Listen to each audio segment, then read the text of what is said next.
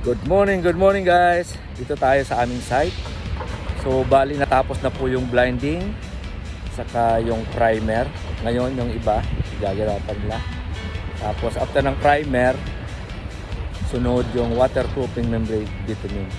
So yun po nilalagay namin sa ilalim para maproteksyonan yung concrete sa anumang mga mga punjay sa ilalim ng lupa. So yan po, kita nyo. Yan yung membrane. Kita nyo. Yung saan lang yan.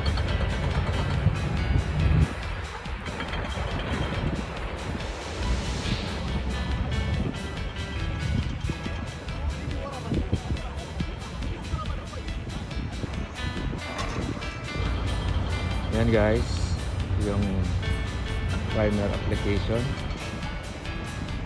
Yan guys. Yan yung bitumen waterproofing membrane. So in-install na nila. Guys, lalapitan natin yung kung anong ginagawa nila. Yung pag-install ng waterproofing membrane.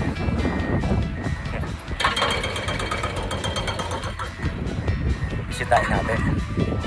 Okay guys, ito yung waterproofing membrane. In-install nila.